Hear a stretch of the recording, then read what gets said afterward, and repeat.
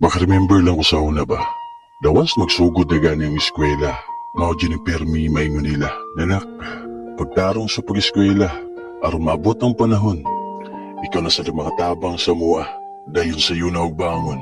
Maligo o nakilain pang buhaton, kay nakaandam naman, ang imong mga pagkaon, ug ang imong balon, kakulba o kaulaw, dayon pa ila sa kadaghanan, na ako day sikuan, nang akong pangandoy, na mahimong sundalo, aron makatabang sa mga tauhan, o dilabi na sa akong ginikanan, na mo'y nagatiman nato, o nagpadako, o nagantos sa atong kagahigulo, pero likod sa atong kasipat, ang atong ginikanan.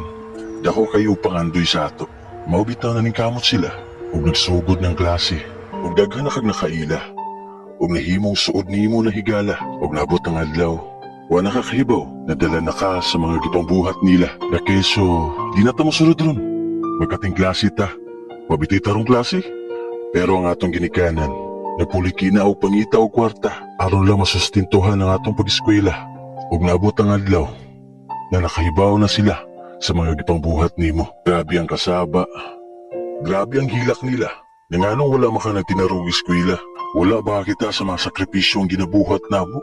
Maka-eskwela lang ka, mangita maganimig pamaagi, makabalon ra ka, makakaon, tapos mauri ibalos nimo sa mua, dayon itulo ang imong mga luha. Sabayan sa pagmahay, nanganong gisayang nimo ang sakripisyo na gihatag nila para sa imong ugma. Maong tama dyan ang ginaingon nila, naway mahay na maguna, pero medyo na maulay.